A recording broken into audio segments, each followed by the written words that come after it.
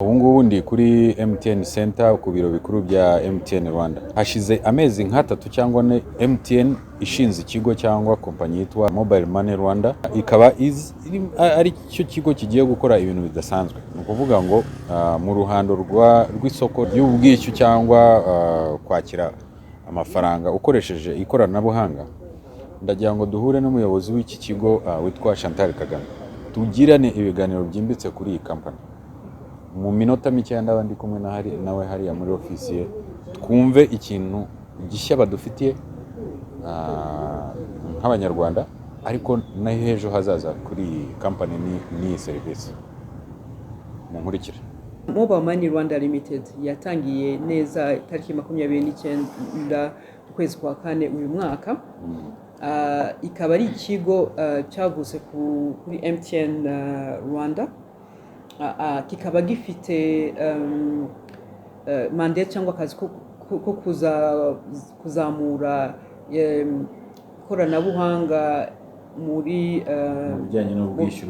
bijyanye no kwishyura cyangwa gukoresha mobile money. Mbere yari hari nka departement ya MTN, ariko twabonye ko biri ngombwa ko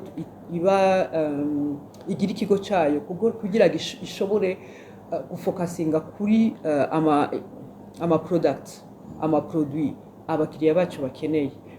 Ubu tuvugana dufite abarenze 3,700,000. Ibyo bari bakeneye mu myaka ishize n'ibyo bakeneye ubu biratandukanye. Tunarebye imbere ibyo bazaba bakeneye, tutagiye kure turebye ibihugu duturanye, navuga cyane nk'igihugu cya Kenya cyamamaye cyane muri izo business.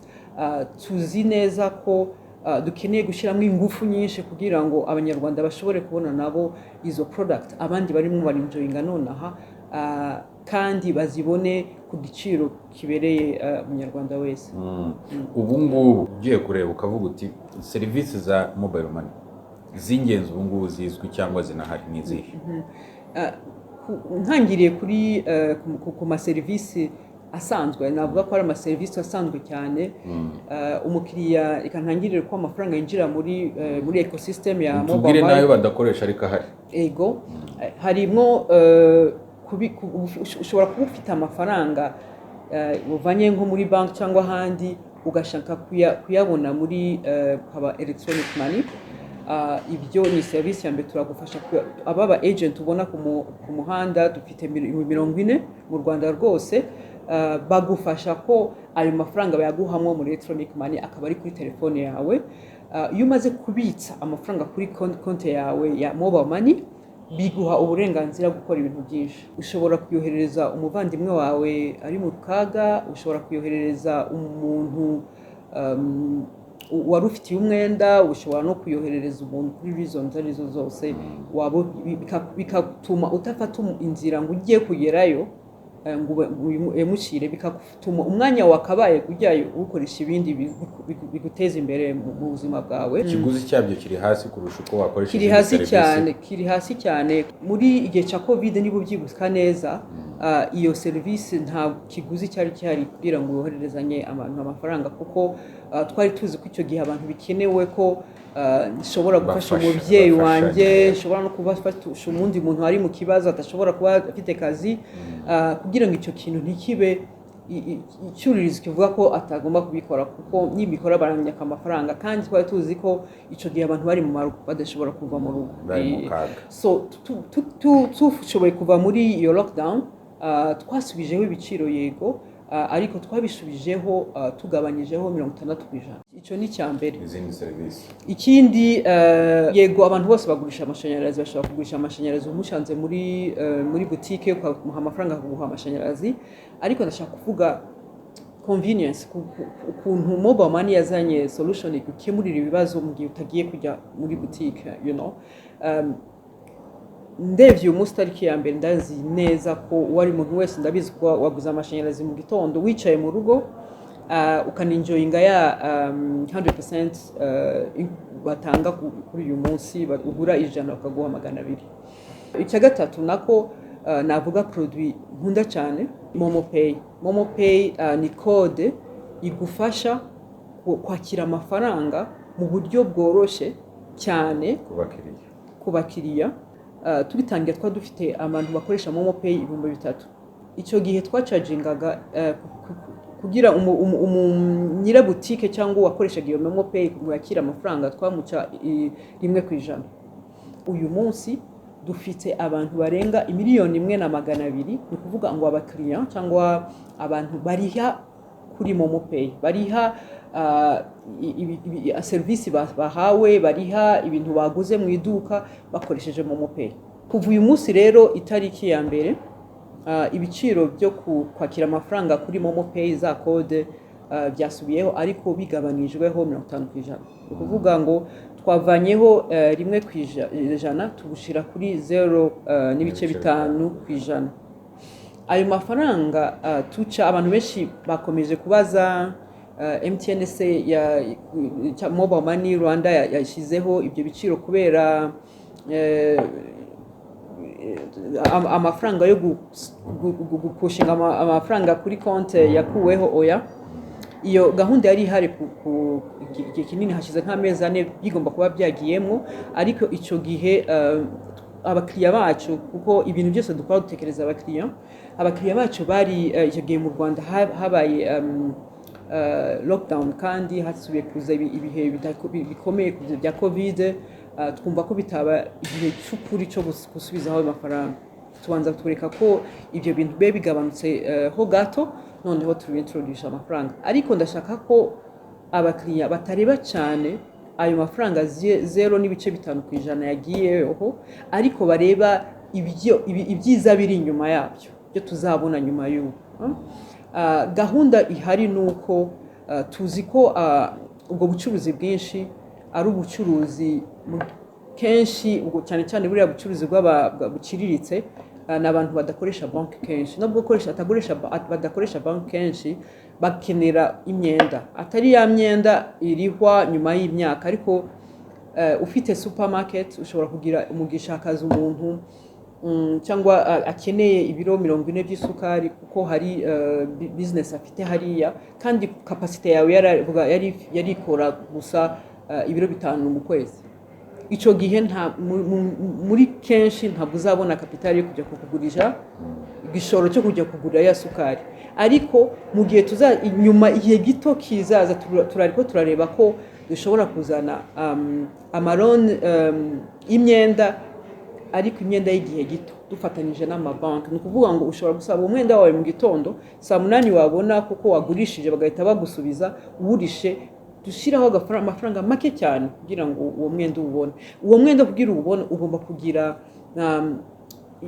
ikintu cyerekana ko uri twakwizera kuguha uwo mwenda, kandi ikintu cyakwerekana ko twakwizera ni ubushobozi ufite bwo kuriha service. Urumva? So nibyo nshaka ko tutekereza. Hariho amaproduit menshi, hariho assurance. Abantu benshi ntabwo tujye twibuka ko business ukora yose ikeneye assurance, kuko assurance zihenze cyangwa assurance zitumva neza ako ga business ukora. Usanga hariho assurance zireba ibintu muri rusange, ariko muri gahunda dufite ni kureba ko abo bantu bagomba gukora bafite ubwishingizi. Ubwo bwishingizi nibwo mushobora kuzabona mu myaka itaha, mu mezi ataha tuzanira abakiriya. Kuko nasubiye nkakubwira ngo twebwe turi amaso y'abakiriya bacu mu bintu bashobora gukenera mu myaka izaza.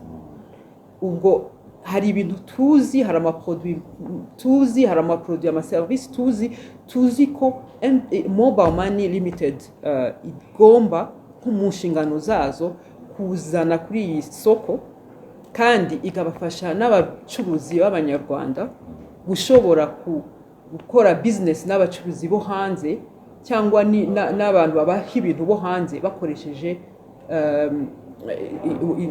mobile money, batarinze kuvuga ngo bagomba guca muri banki mbere yuko bagera kuri. Niba wibuka neza, tubwire zimwe muri serivisi ushobora cyangwa agashya cyangwa agahigo muri ibi bihe company yatangiye cyangwa na mbere yaho gato, mushobora kuba mwarakemuye nk'ibibazo runaka ukavuga uti iki kibazo bagishakira umuti dukoresheje mobile money Rwanda. Ndebye umwaka ushize nko mu kwezi kw'Icyenda, mu kwezi kwa 10, twazanye serivisi ku isoko yitwa OpenAPI, Mobile Money OpenAPI, ifasha abahanzi benshi bashaka gukemura ibibazo either muri community batuyemo cyangwa kwihangira imirimo. Andumva kwihangira imirimo ni kimwe mu bintu umunyarwanda wese agomba gushyira imbere agatekereza, kuko kenshi na kenshi bikemura ibibazo bya community cyangwa aho utuye.